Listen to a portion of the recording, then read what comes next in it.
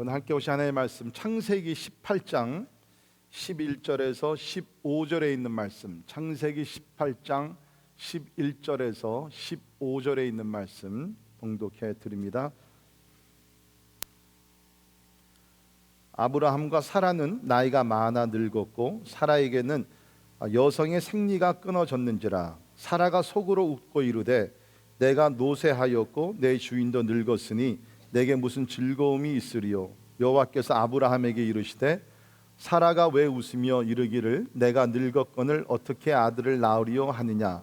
여호와께 능하지 못한 일이 있겠느냐. 기한이 이를 때에 내가 내게로 돌아오리니 사라에게 아들이 있으리라. 사라가 두려워서 부인하여 이르되 내가 웃지 아니하였나이다. 이르시되 아니라 내가 웃었느니라. 아멘. 아멘. 우리 지난주에 우리 양성현 목사님 우리 설교하시면서 성경 구절 요절을 주셨죠. 우리 여호수아 1장 8절 기억나십니까? 예, 우리 외우신 분들은 외우시고 외우시지 못하신 분들은 한번 성경을 여러분 지금 펴주세요. 우리 올해에 우리가 성경 위에 세워가는 우리의 삶, 성경을 우리가 적어도 한 주에 한 절씩을 우리가 외우기로 결정하면서 우리가 나가고 있습니다. 여러분께서 최선을 다해서 우리 이 구절들을 항상 외워주시기를 부탁을 드립니다. 예, 우리 외우신 분들 같이 우리 한 목소리로 우리 외우도록 하겠습니다. 이 율법책을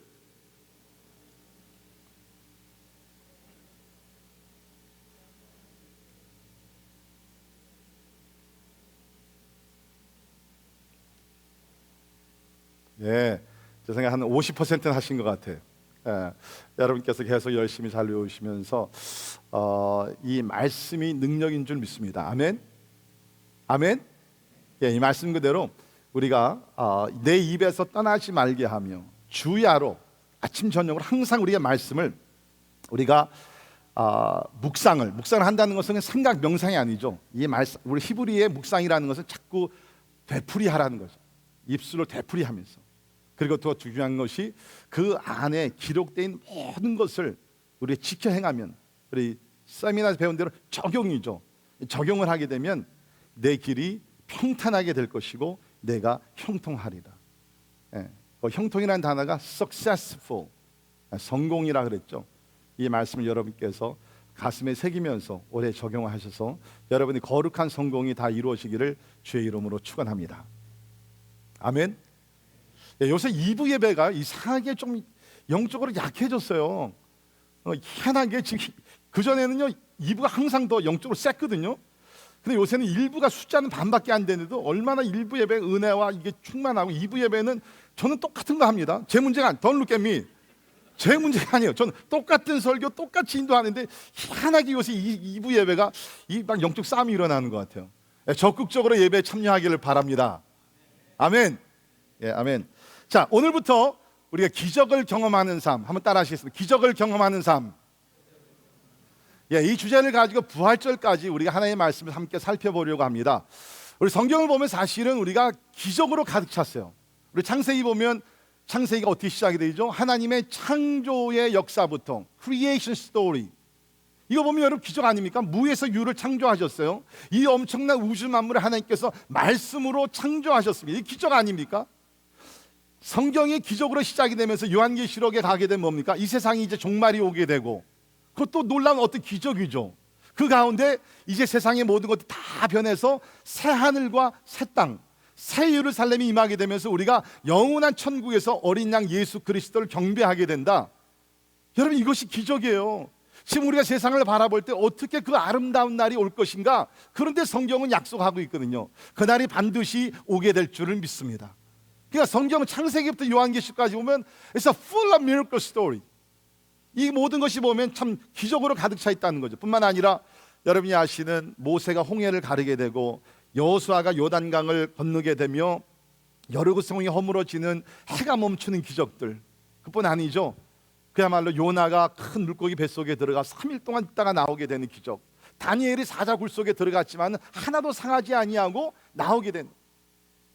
우리 시작에 봤을 때 예수님께서 얼마나 많은 기적을 행하십니까? 물이 변화에 포도주가 되고 오병이의 기적을 행하시고 38년 된 병자를 고치시고 12년 동안 혈류증을 앓던 여인을 고치시고 결국에는 죽은 자까지 살리시는 기적.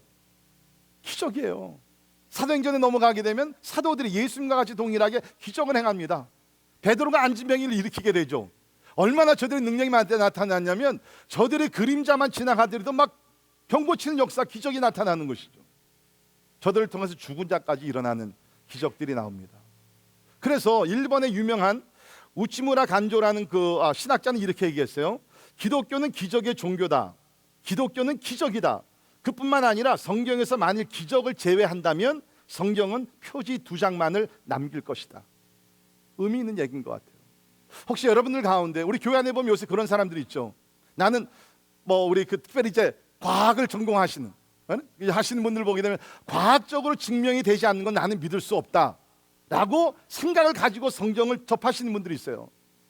대단히 미안하지만요, 만약에 여러분께서 자연적인 논리적으로 이해가 되고 과학적으로 증명이 되는 것만 여러분이 믿으신다 그러면 그거는 믿음이 필요가 없는 것이죠. 그냥 받아들이면 되는 거예요. 이해만 하면 되는 것이죠.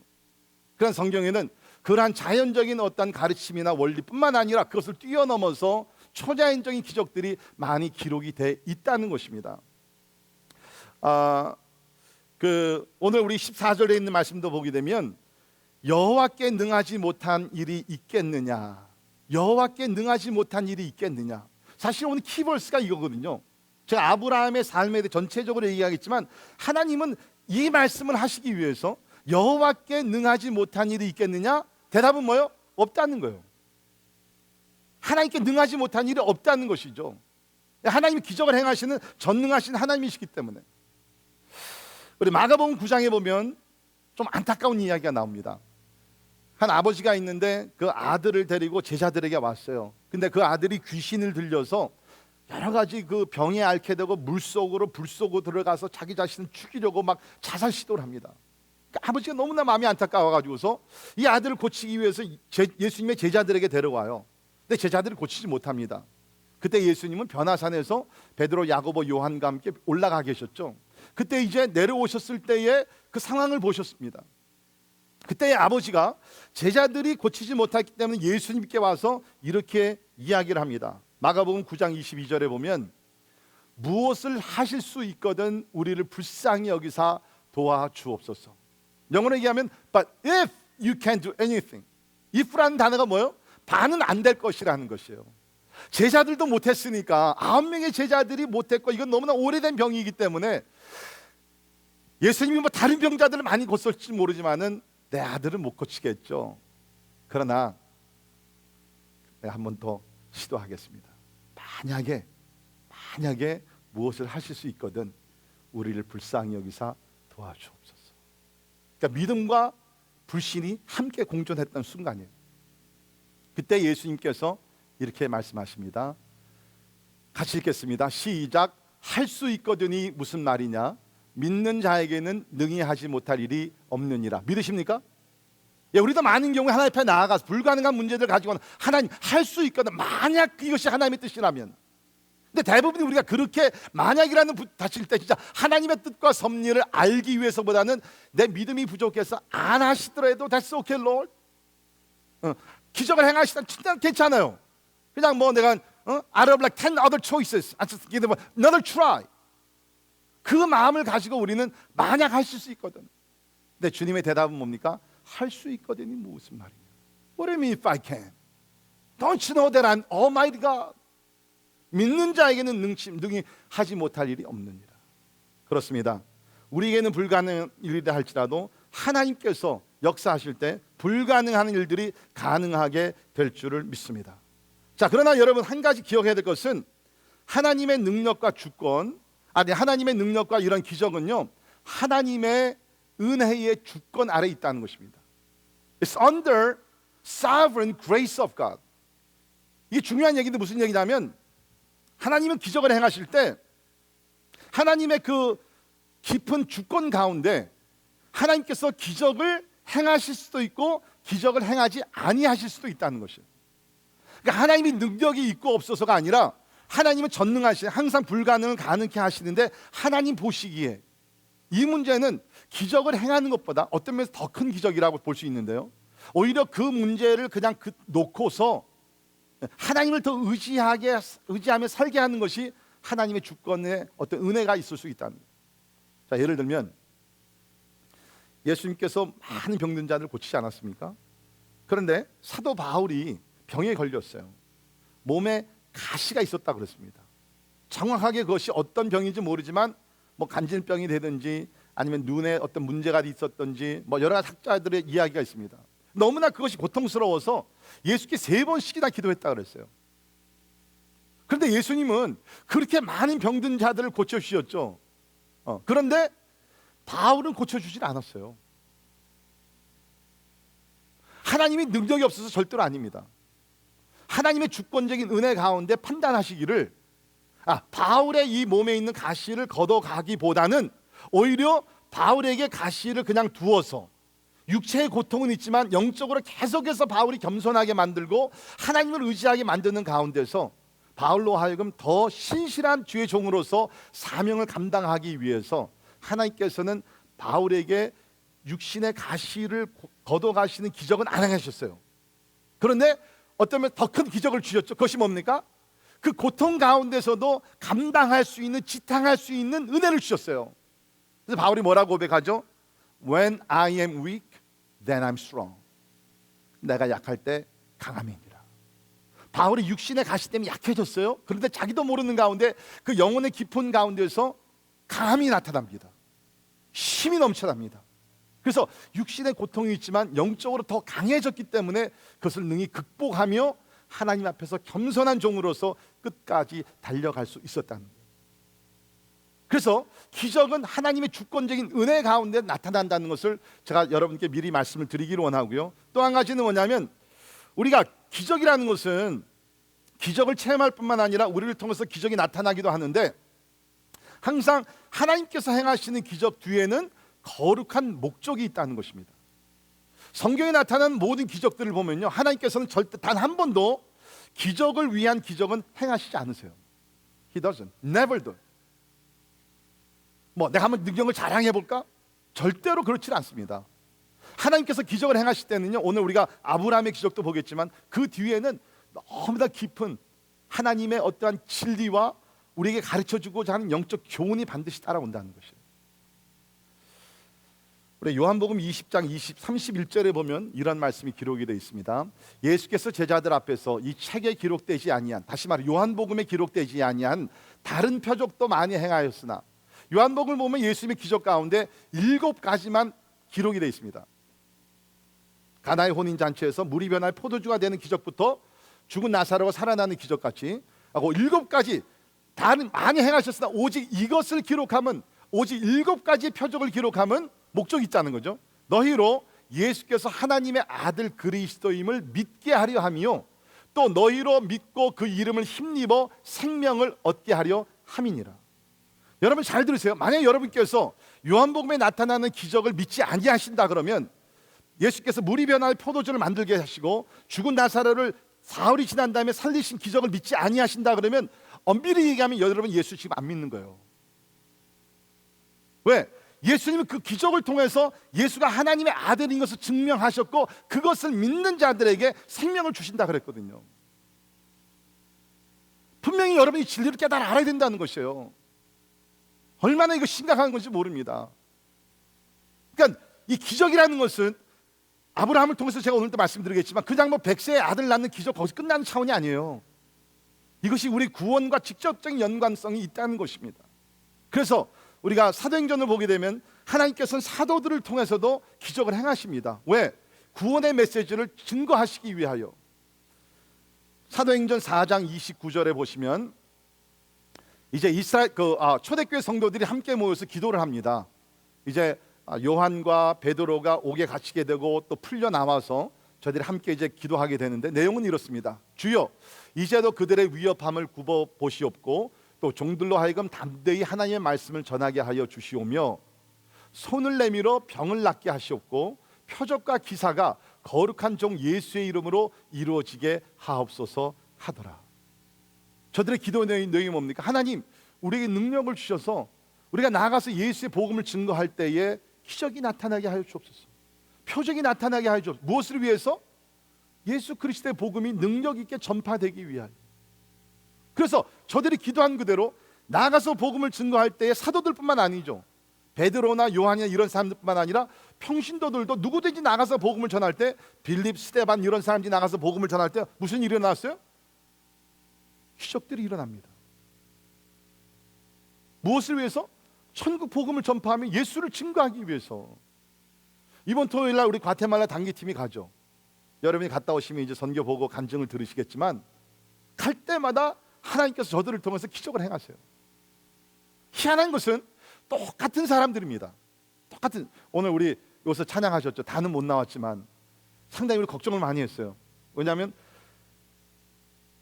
중요한 분이 빠졌죠. 누구예요? 조용로 집사님이에요. 스페니쉬를 플루언트하게 하신 조용로 집사님이 출타하시는 빠졌어요. 걱정을 했지만 그래도 어느 정도 잘 넘어갔어요. 그냥 보면은 참 저분들이 가서 뭘 할까. 그런데 가서 복음을 전하다 뭐 작년에도 그랬잖아요. 막 보지 못한 자가 보게 되고 기적들이 일어나면 그 가운데 예수를 증거하게 돼서 작년에도 200명 이상의 귀한 성도들, 사람들이 예수 믿고 주님 앞에 돌아왔습니다. 할렐루야. 그러니까 복음을 전하기 위해서 나가면 하나님께서 오늘도 이런 기적들을 행하신 줄을 믿습니다. 자, 그래서 우리가 기적을 보게 되면 기적을 위한 기적은 없고요, 반드시 이것은 하나님의 영광을 위한 기적들이고, 더욱더 나가서 예수 그리스도의 복음을 증거하기 위해서, for the witnessing of the gospel of Jesus Christ.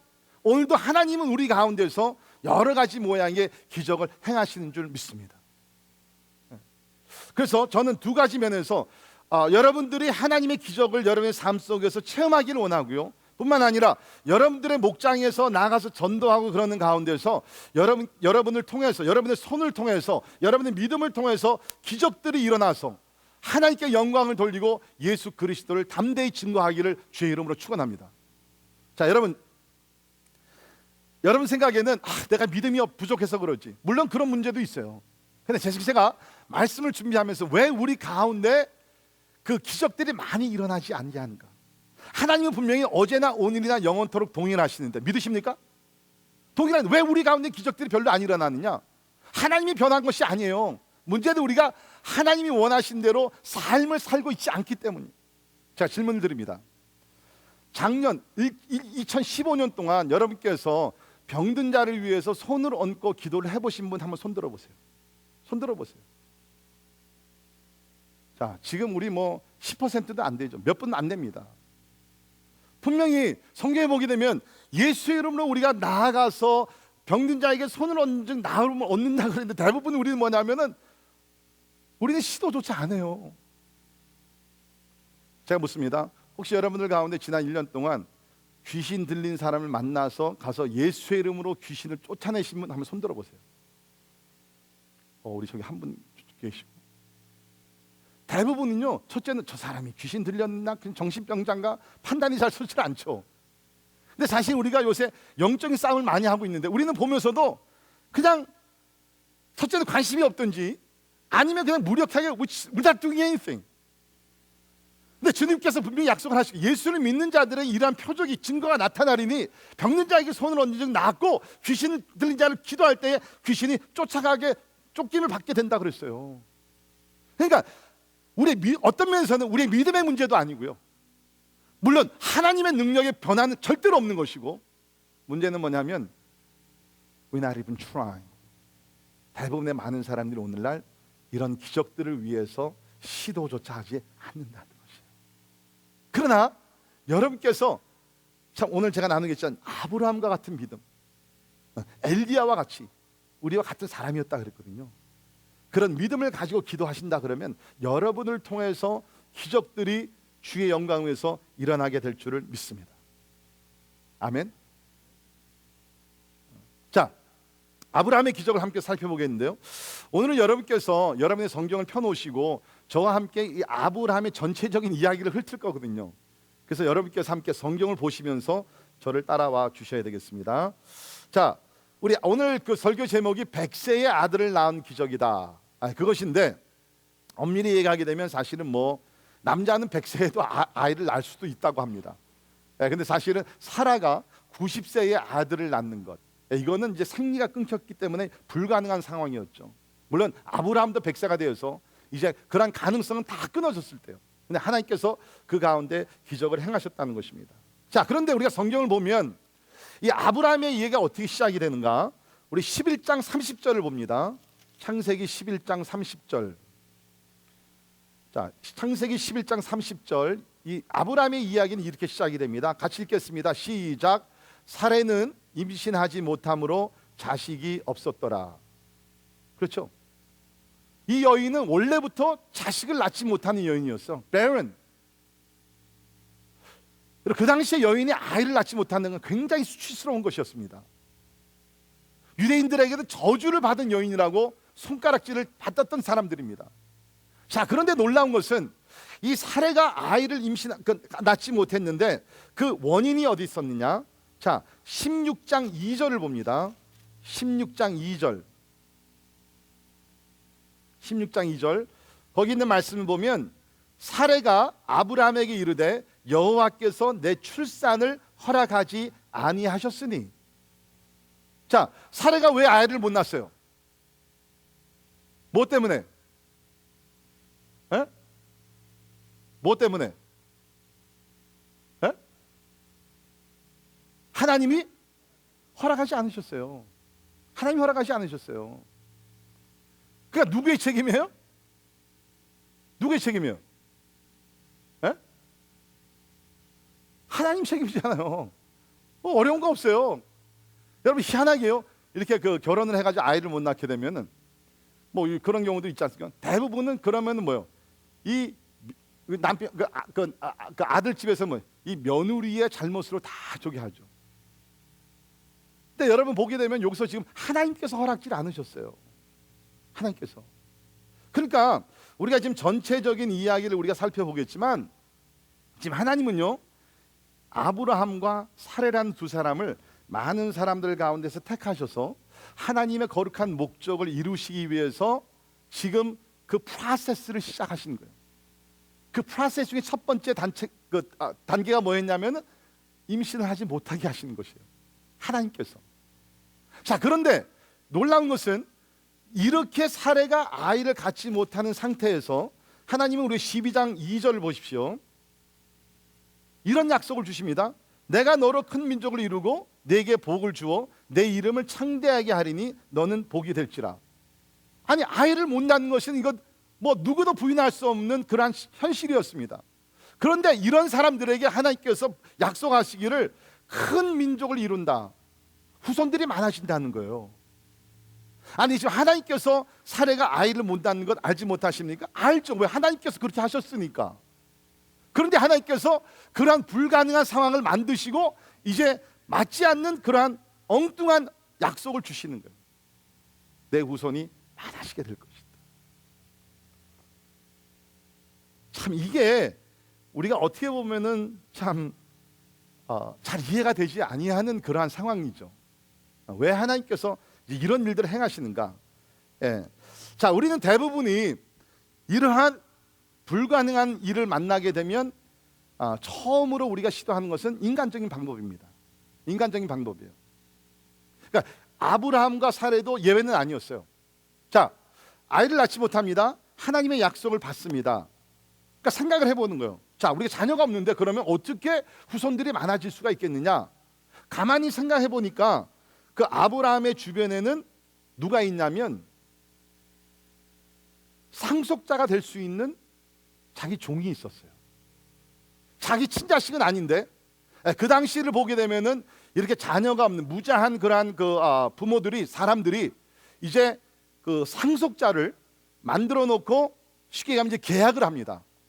우리가 자녀가 없는데 내가 우리의 상속자가 돼. 우리가 죽게 되면 재산을 다 너에게 물려줄게. 대신에 우리가 살아있는 동안에는 우리를 잘 이렇게 돌보고 그다음에 장례식도 잘 치러주면 그다음 네가 상속자가 될 것이다. 그러한 어떤 제도가 있었거든요.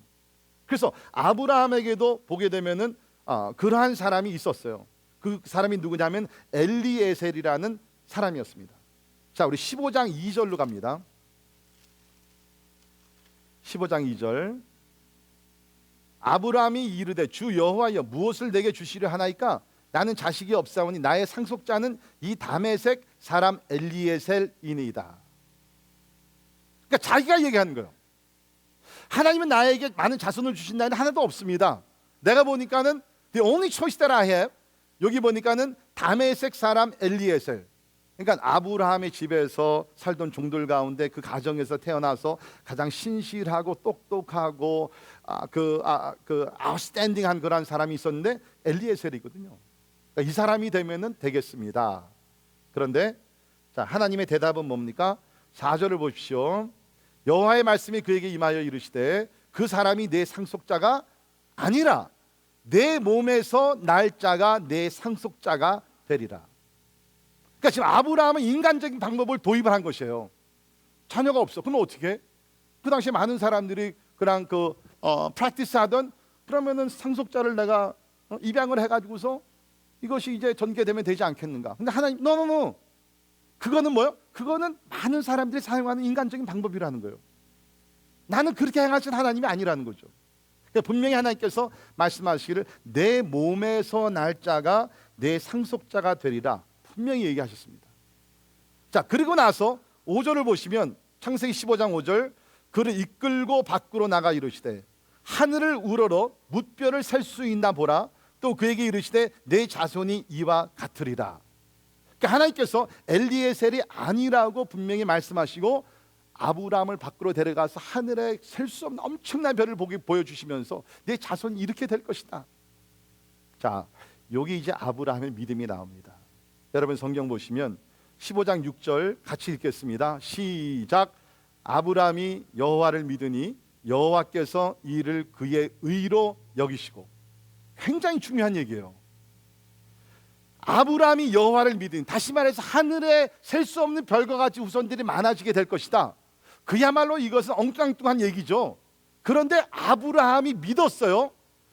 여호와를 믿으니 여호와께서 이를 그의 의로 여기셨다. 성경에 인간이 최초로 의로 여김을 받는 축복이 여기 처음으로 나옵니다. 이걸 우리가 보통 얘기할 때 그 신학적인 우리 단어를 이렇게 쓰게 되면 justification by faith라는 그러한 우리가 단어를 쓰게 되죠. 이신칭이라는, 내가 믿어서 의롭다함을 받았다, 그 신학적인 그러한 내용이 여기서 나오게 됩니다. 근데 여러분 참 보면 놀라운 것이 이 전에 아브라함이 하나님 앞에서 착한 일을 좀 했어요.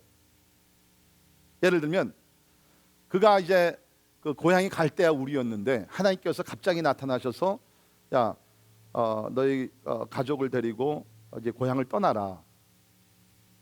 친척을 떠나고 고향 땅을 떠나라. 그랬을 때 아브라함이 고향을 떠납니다. 보통 일이 아니죠. 근데 거기서도 하나님께서 떠나가는 아브라함을 보면서 절대로 의로 여겼다는 얘기는 안 나와요. 그 다음에 그가 이제 떠나서 하나님이 약속하신 땅으로 가게 되면서 조카 롯을 가지고 데려가죠. 근데 어린 조카가 이제 같이 가다가 양쪽에다 가축이 많아져가 서로 이제 갈라졌어야 합니다. 근데 아브라함이 이제 삼촌으로서 더 먼저 선택할 수 있는 그 특권이 있었지만, 권리가 있었지만 그것을 양보해서 어린 조카에게 네가 동으로 가면 나는 서로 갈게. 네가 먼저 why don't you choose first. 이거 여러분 보통 배려하는 것이 아닙니다. 근데 거기서도 하나님께서 그렇게 양심적으로 착하게 그 어린 조카에게 배려하는 아브라함을 보고 의로 여겼다는 얘기는 없어요. 그리고 보게 되면 아브라함이 나가서 전쟁을 하게 되는데 전쟁하고 승리하고 돌아와서 그 전리품 가운데 10분의 1을 11조를 멜기세덱이라는 그 앞으로 장차 나타나실 예수 그리스도의 모형이 되는 그 멜기세덱에게 그 11조를 드려요. 근데 거기서도 하나님께서는 아브라함을 의로 여기셨다는 얘기가 없습니다. 그런데 오늘 여기 와서 처음으로 그 얘기가 나오는 거예요. 그것이 뭡니까?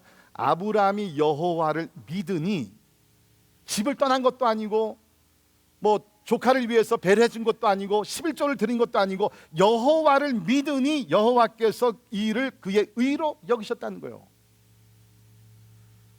그러니까 이거는 뭡니까? 신약이나 구원이나 시대 상관없이 하나님의 구원의 방법은 유일하게 딱 한 가지입니다. 그것은 뭡니까? 하나님을 믿을 때 구원을 받게 될 줄을 믿습니다. 선행이 따라와야 돼요. 11조를 드리는 거가 드려야 합니다. 하나님 앞에 봉사해야 합니다. 기도 열심히 해야 됩니다. 그러나 우리가 아무리 헌신하고 하나님 앞에 순종하고 다 한다 할지라도 그것이 구원의 조건이 될 수는 없고, 오직 한 가지, 하나님을 믿을 때, 예수 그리스도를 믿을 때 우리가 하나님 앞에서 의롭게 된다는 사실입니다. 자, 그런데 우리도 마찬가지죠. 아브라함이 이런 믿음을 가지고 쉽게 얘기하면 이제 구원을 받았어요.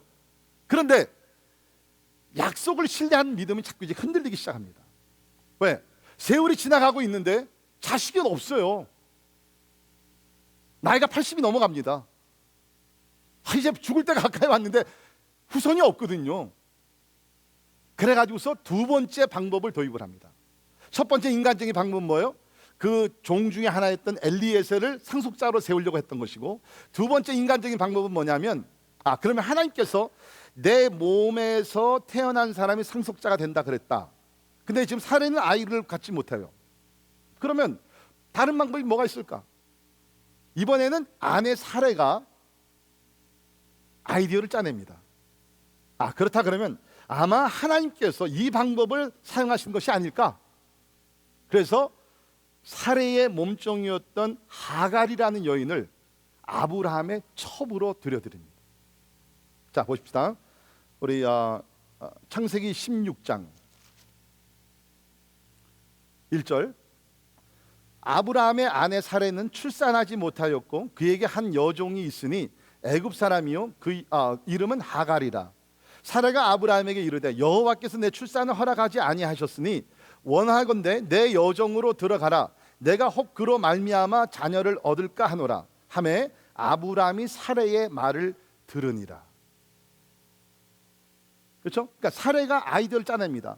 나를 통해서 이루어지지 않는다 그러면 분명히 이거는 아브라함의 씨는 분명하기 때문에, 그러면 하갈이라는 여종을 첩으로 들여서 자녀를 낳는 것이 되지 않겠느냐? 그렇죠? 그때에 여기 아브라함을 보면요, 아브라함이 아내의 말을 들었다는 것이 여기 한 번 나오는데, 여러분 이게 남편이 할 소리입니까? 그렇지 않습니까? 아니 지금 아내가 아이를 못 낳아서 참 힘들어하고 고통 중에 있는데 아내가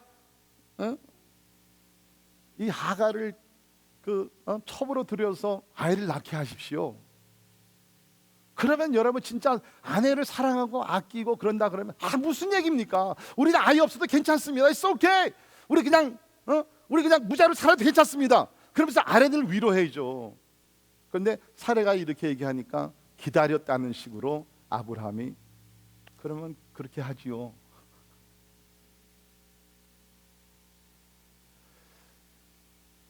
믿음이 흔들린 거예요. 우리랑 비슷하죠.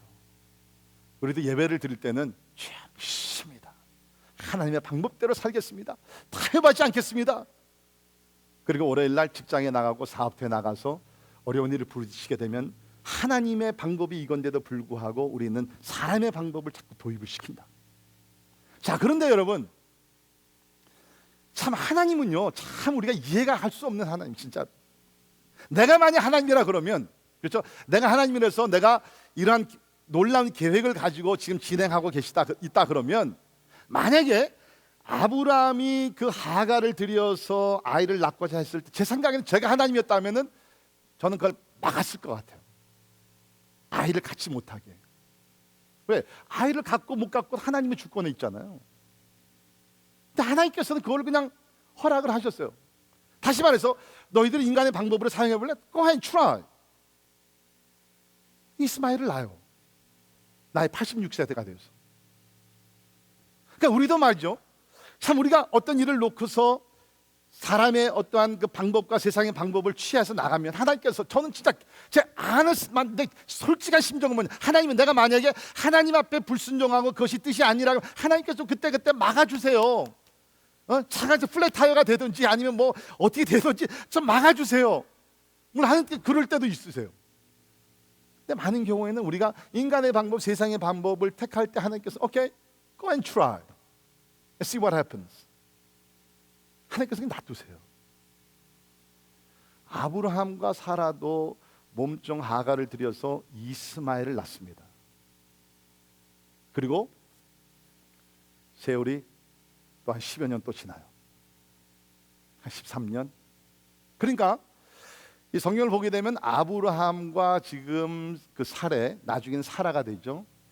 아브라함도 맨 처음에 아브라함이고 아브라함 이게 되게 되는데, 그들은 이스마엘을 낳고 나서는요 한 10년이 넘도록 이것이 하나님의 방법이구나, 그런 생각 속에 삽니다. 왜? 사라는 아이를 못 낳죠. 내 몸에서 나온 씨를 통해서 아이를 낳게, 후손이 나오게 된다 그랬는데 이건 어느 정도 맞는 얘기잖아요. 그런데 이제 아브라함이 99세가 되었을 때 하나님께서 다시 아브라함을 찾아오셔서 분명히 말씀을 하십니다. 자, 그 17장으로 갑니다. 17장 15절. 17장 15절. 그러니까 이스마엘을 낳고 한 13년이 지난 어느 날 하나님께서 아브라함에게 찾아오십니다. 17장 15절을 보시면 하나님이 또 아브라함에게 이르시되 내 아내 사레는 이름을 사레라 하지 말고 사라라 하라. 내가 그에게 복을 주어 그가 내게 아들을 낳아 주게 하며 내가 그에게 복을 주어 그를 여러 민족의 어머니가 되게 하리니 민족의 여러 왕이 그에게서 나리라. 그러니까 하나님께서 분명히 말씀하신 겁니다. 이스마엘이 아니라 이제 아이를 갖지 못한 진짜 완전히 그 끝이 난 불완전한 그런 너의 아내 사레를 통해서 이제 하나님께서 아들을 주시겠다고 얘기하고 있습니다. 그러니까 이 말을 들은 아브라함에게는 이것이 큰 충격이 아닐 수가 없는 것이죠. 그렇죠? 그렇지 않습니까? 예. 그래서 우리 17장 17절을 보시면 아브라함이 엎드려 웃으며 마음속으로 이르되 100세 된 사람이 어찌 자식을 낳을까? 사라는 90세니 어찌 출산하리요? 하나님께서 분명히 약속을 하시고 이루겠다 그러니 저들은 웃습니다. They laughed at God. 충분히 이해가 되는 얘기죠. 100세 90세 어떻게 자녀를 낳겠어요. 근데 하나님께서는 계속해서 고집을 부리시면서 아니라 이스마엘이 아니라 이제 멀지 않아 너의 아내 사레를 통해서 아들을 낳게 되리라. 그래서 우리 17장 19절을 보시면 하나님이 이르시되 아니라 내 아내 사라가 내게 아들을 낳으리니 너는 그 이름을 이삭이라 하라. 내가 그와 내 언약을 세우리니 그의 후손에게 영원한 언약이 되리라.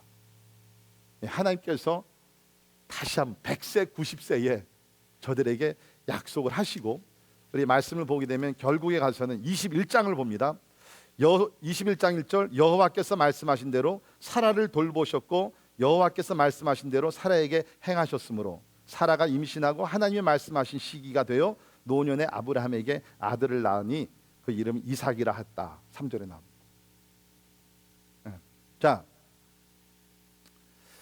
왜 하나님은 인간적인 가능한 방법을 허락하지 아니하시는가? 왜 좋아하지 아니하시는가? 한번 생각해 볼 필요가 있지 않습니까? 그 당시에 많은 사람들이 다 그렇게 했어요. 아이가 없을 때는 그 중에서 누가 아이를 입양을 해가지고 상속자로 세우고 또 때에 따라서 그 자기의 몸종들을 통해 가지고서 첩을 들여 가지고서 아이를 낳게. 우리 한국도 옛날에 그렇지 않습니까? 근데 왜 하나님께서는 그런 방법을 허락지 아니하시고 기뻐하지 아니하시는가? 다른 게 있질 않아요. 오늘 본문에 보게 되면 그것이 정확하게 드러났는데 하나님께서 원하시는 것은 이겁니다.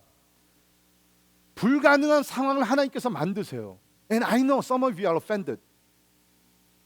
여러분들 가운데 무슨 하나님이 그래?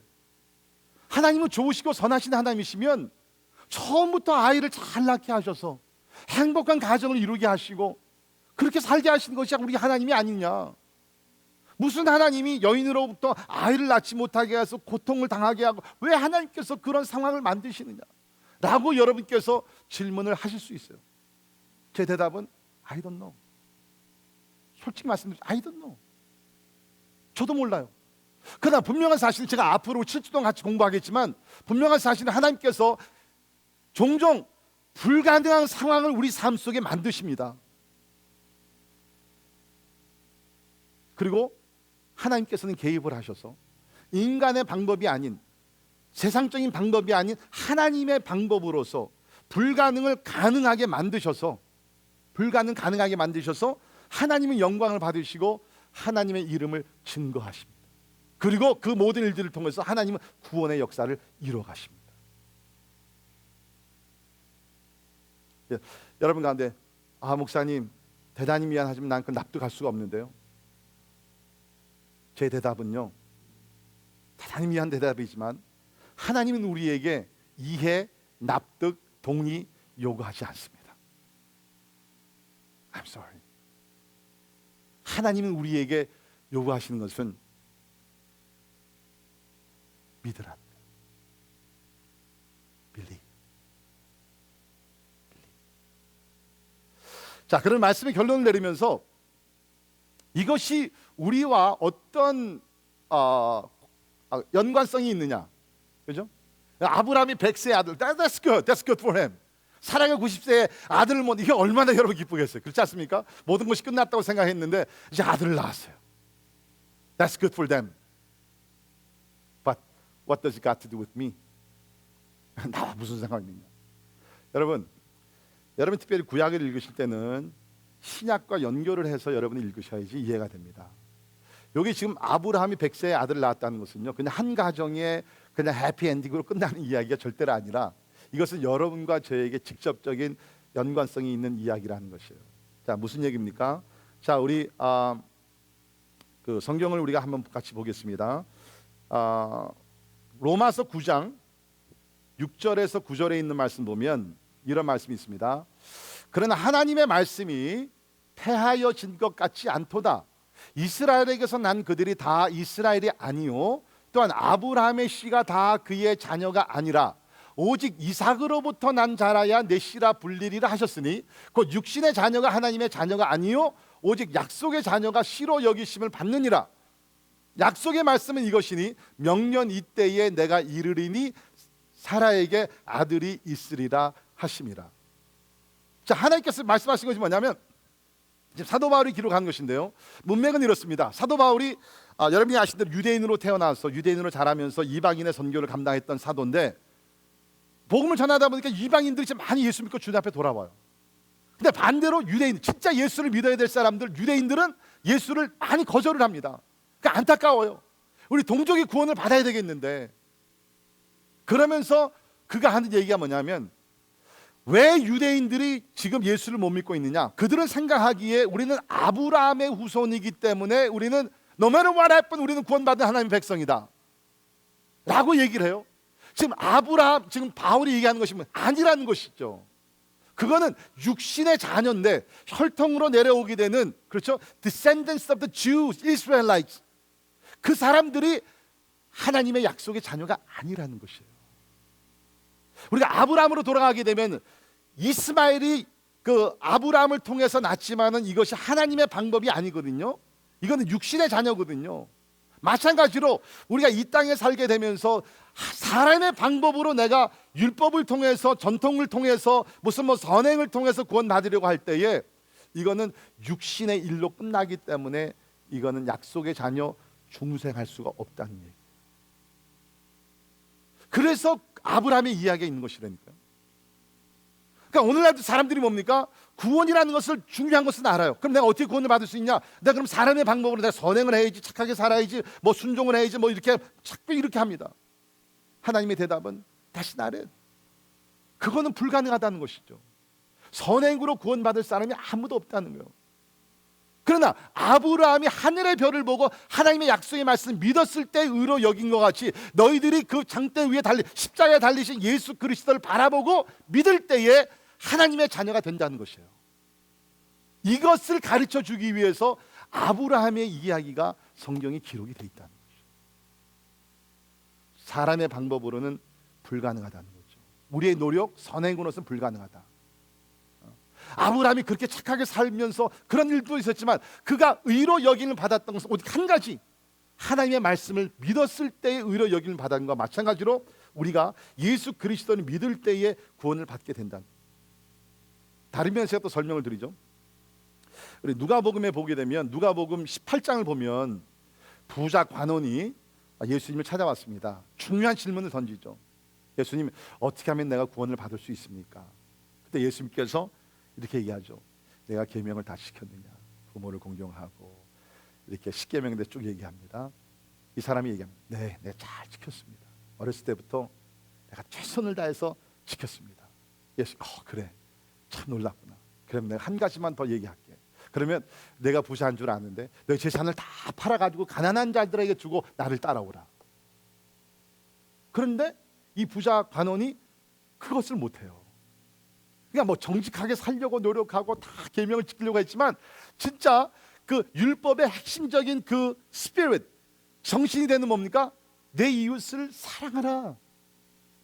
그것을 사실 실제적으로 못하고 있어요. 그래서 이 부자가 그것을 못하고서 슬픈 얼굴에 띄고 그 다음에 돌아갔습니다. 그러니까 이 광경을 제자들이 보고 있었어요. 그러니까 제자들이 예수께 이렇게 얘기합니다.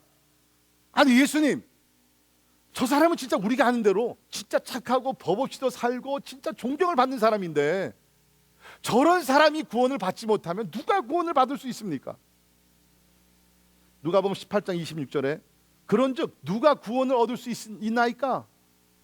그때 예수님이 이렇게 대답하셨습니다. 이르시되 무릇 사람이 할 수 없는 것을 하나님은 하실 수 있느니라. 사람이 스스로 구원받을 수 있는 사람 아무도 없다는 거예요. 혹시 여러분들 가운데 아직도 이 추운 날에 여러분께서 예배를 드려 나오신 얼마나 감사한지 몰라요.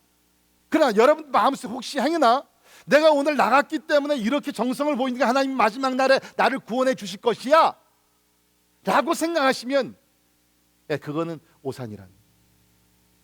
그 길이 아니라는 거예요. 그건 사람의 방법이라는 거죠. 우리가 거듭나서 하나님의 약속의 자녀가 된다는 것은 아브라함이 하나님의 약속의 말씀을 믿었듯이 우리가 예수 그리스도를 믿을 때에 구원을 받을 수 있다는 것입니다. 믿으십니까? 이것을 가르쳐 주기 위해서 성경에 이 아브라함의 기적이 기록된 것입니다. 자, 두 번째, 이것이 우리와 어떤 상관이 있느냐? 우리도 살다 보면 이러한 불가능한 상황들을 만나게 되죠. 아마 지금 여러분들 가운데 지금 여러 가지 면에서 이러한 불가능한 상황들이 앞에 있을지 모르겠어요. 지금 없다 그러면 아마 멀지 않아 그런 일들을 여러분께서 경험을 하게 될 것입니다. 갑자기 어떤 사고가 난다든지, 갑자기 언제 무대가 터졌다든지, 불치의 병에 걸리게 됐다든지, 여러 가지 얼마나 일들이 많이 일어납니까? 자, 그러면 우리가 하나님 믿는 사람이라 그러면 한 번쯤 우리가 생각해야 될 것은 무엇이냐면, 크레피 어쩌면 지금 하나님께서 어떤 하나님의 영광을 드러내기 위하여 하나님의 능력을 나타내고 예수 그리스도의 복음을 증거하기 위해서 어쩌면 불가능한 상황을 주님께서 지금 만들고 계시진 아니한가.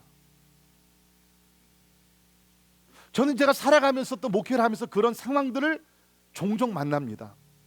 뭐 누구의 잘못도 그런 것도 아니고요. It just happens. 불가능한 상황을 만나요.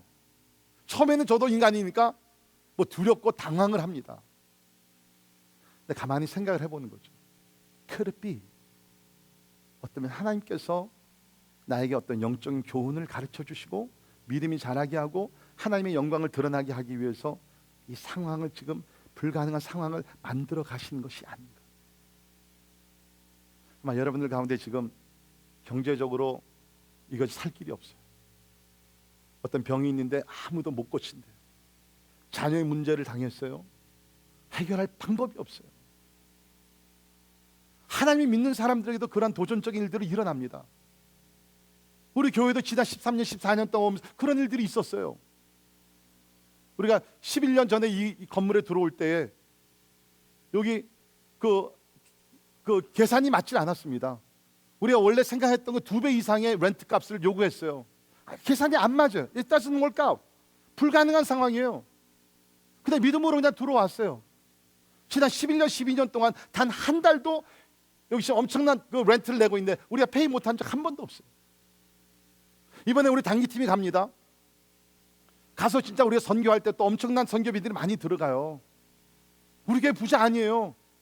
그런데 놀라운 것은 그러한 불가능한 상황을 우리가 만날 때마다 우리가 바른 목적을 가지고 하나님 앞에 믿음으로 간구하며 기도하면 하나님께서는 언제든지 기적을 우리 가운데 행하셨다는 것입니다. 오해하지 마세요. 기적을 위한 기적, 장난하는 거 절대로 아닙니다. 그런데 하나님께서는 하나님의 거룩한 목적, 하나님의 영광, 하나님의 뜻을 이루기 위해서 때에 따라 우리를 불가능한 상황으로 만들어 가세요. I know some of you are saying that that's mean. 하나님 왜 그런 하나님, 왜 우리를 그렇게 어렵게 만드시고? I don't know. 분명한 사실, 제 개인적인 삶을 보게 되면 내가 그런 어려운 상황을 만나지 아니하면, 하나님께 무릎을 꿇지 않고 하나님 앞에 간절히 기도하지 아니하고 하나님을 붙들지 아니하고 믿음으로 간구하지 않기 때문에 하나님은 종종 불가능한 상황을 만드시고 우리를 혼자 버려두시는 것이 아니라 하나님께서 개입하셔서 불가능한 문제를 가능하게 하시는 하나님이시라는 거예요.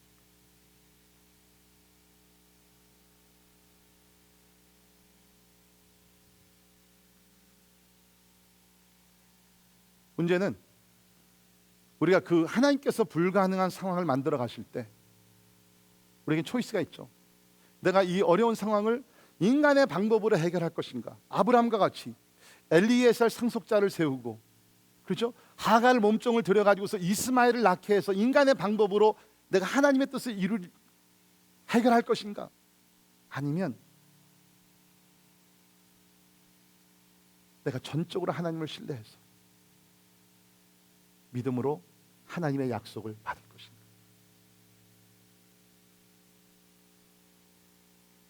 한번 생각해 보세요. 여러분이 지금 당면하고 있는 the impossible situation, 불가능한 상황, 어떻게 파헤치고 나가시겠어요? 불가능을 가능케 하시는 전능하신 하나님을 신뢰하며 불가능을 정복할 수 있는 그 믿음이 여러분 가운데 임하기를 주의 이름으로 축원합니다. 기도하겠습니다. 하나님, 참 우리 삶 속에 하나님이 행하시는 일들, 이해가 되는 것들도 있지만 이해가 되지 아니하는 것들도 많이 있습니다. 자, 왜 하나님께서 이 사라라는 여인에게 아이를 갖지 못하게 하셨고, 또 하나님의 때가 되매 그 하나님께서 또 아이를 갖게 하시고, 그 가운데 하나님은 전능자의 하나님을 증거하시고, 또 그 일을 통해서 결국에는 우리가 구원받는 것이 진짜 불가능할 가능케 하시는 예수 그리스도를 믿음으로 구원받을 수 있도록 하나님의 역사하심을 감사드립니다. 주님, 이제 기도합니다. 하나님, 참 기적을 행하신 하나님, 이미 우리가 예수를 믿어 구원받는 것이 기적일진데 이제 우리 삶 속에서 일어나고 있는 크고 작은 그런 시련과 문제들, 불가능한 문제들을 하나님 오직 믿음으로 우리가 극복하며 정복하며 나갈 수 있도록 더 강한 믿음을 허락하여 주시옵소서. 예수님 이름으로 간절히 기도하옵나이다. 아멘. 다 일어나셔서 같이 찬양하십니다.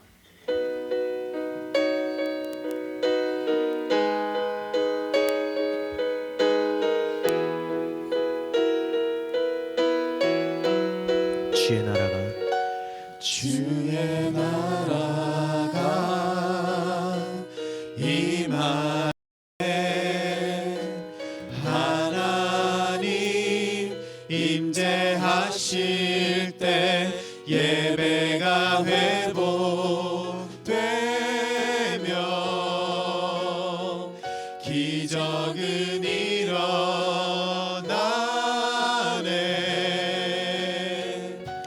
전능하신 주, 영원하신 능력의 통치자, 자유가 선포되어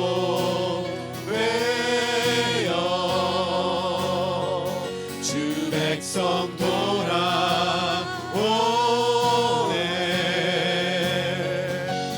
하나님 나라 임하소서. 영광과 존귀, 능력과 위엄, 놀라운 사랑의 기적의 하나님, 지금 이곳에 오소서. 주의 나라가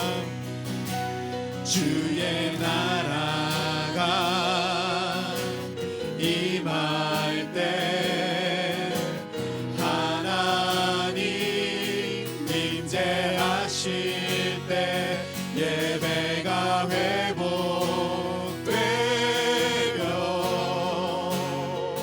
기적은 전능하신 주 영원하신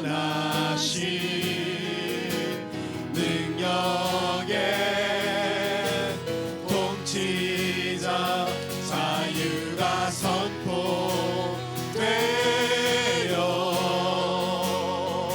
주 백성 돌아오네.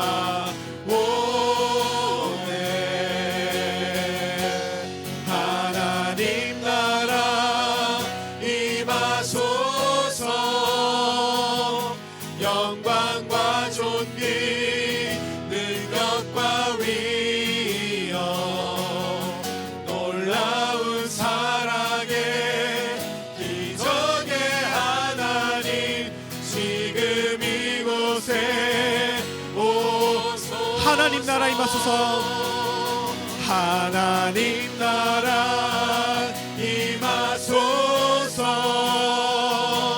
영광과 존귀 능력과 위엄 놀라운 사랑의 기적의 하나님 지금 이곳에 오소서. 주 높고 위대하심을 주 높고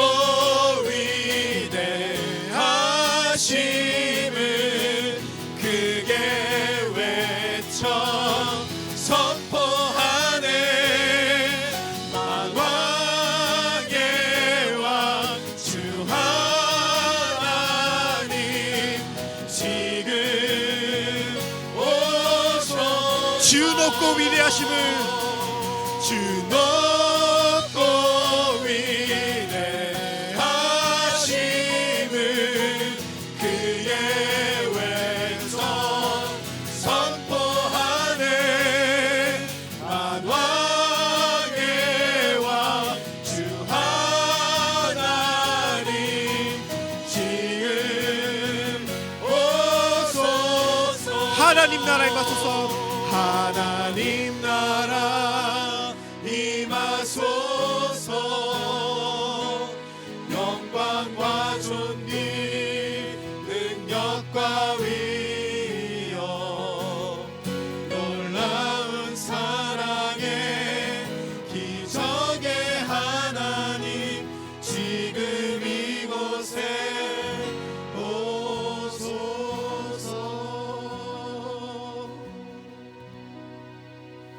여러분, 하나님은 기적의 하나님이십니다. 근데 그 기적은 하나님의 주권 가운데 이루어지는 것입니다. 그거는 우리의 몫이 아니고 하나님의 몫이에요. 그거 생각하지 마세요. 그냥 하나님께 맡기세요. 하나님께서 우리에게 원하시는 것은 믿고 기도하면서 기적을 기대하며 살라는 것입니다. 전 목회를 통해서 아이를 갖지 못한 10년, 13년 아이를 갖지 못한 가정들, 또 세상적인 방법으로 했는데 안 됐지만 하나님께 기적을 행하신 가정 많이 경험을 했어요. 사업에 어려움을 있는 분들이 세상의 방법을 내려놓고 하나님의 방법을 선택하며 나갈 때 기적들이 일어나는 것을 저는 봤어요. 하나님은 그런 하나님이에요. 저는 하나님이 변함이 없다고 저는 믿습니다. 이 시간에 기도할 때 하나님 지금 불가능한 상황이 있어요. 어쩌면 하나님께서 이렇게 지금 이끌어 가시는지 내가 모르겠습니다. 주님, 아브라함의 하나님, 나의 하나님이 되심을 믿습니다. 하나님, 아브라함이 하나님 말씀하셨을 때 믿었듯이 내가 하나님을 믿습니다. 무엇을 믿는가? 여호와께 능하지 못한 일이 있겠느냐? 없는 것을 나는 믿습니다. 믿음으로 기도할 때에 하나님께서 기적의 문을 열어주시고 그 일을 통해서 하나님 영광 받으시고 예수 그리스도의 증거가 될 줄을 믿습니다. 그러한 다른 목적을 가지고 나간다면 하나님은 반드시 오늘도 우리 가운데 기적을 행하실 줄을 믿습니다. 이 시간에 우리 통성으로 같이 기도하실 때 간절한 마음으로 여러분의 상황을 주께 알려드리시고 또 주변에 불가능한 문제를 만나신 분들 우리가 중보하며 우리 시간에 기도할 수 있기를 바랍니다. 같이 기도합니다. 오신 하나님, 아버지 하나님 감사합니다. 주님 아버지 인하시고 아버지 인하시기를 간절히 기도합니다. 주님 아버지 하나님 아버지 인하시고 아버지 하나님 하나님 아버지 하나님 아버지 하나님 아버지 하나님 아버지 하나님 아버지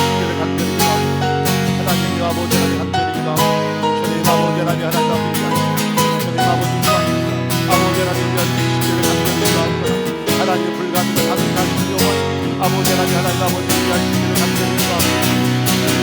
아버지 하나님, 아버지 하나님, 아버지 위한 하나님 아버지 위하신 주님 아버지 하나님, 하나님 우리 하나님 아버지 위하신 신들을 감사드립니다.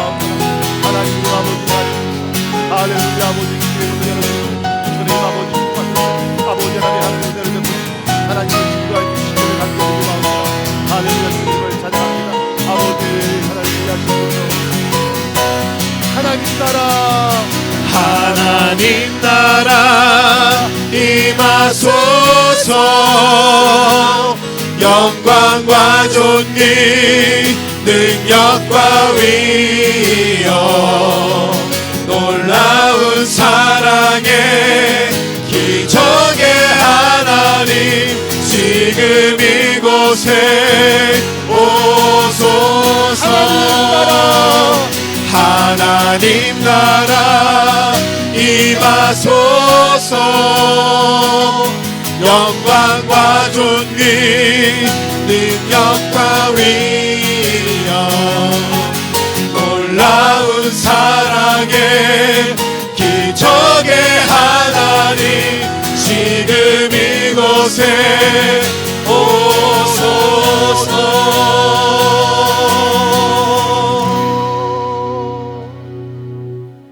하나님, Oh God, we look to you, Lord God.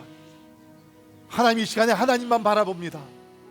우리의 생각과 우리의 문제와 우리의 상황과 가능성과 불가능성과 모든 것 다 내려놓고 Lord God, we look to you, Lord God. 하나님만 바라봅니다.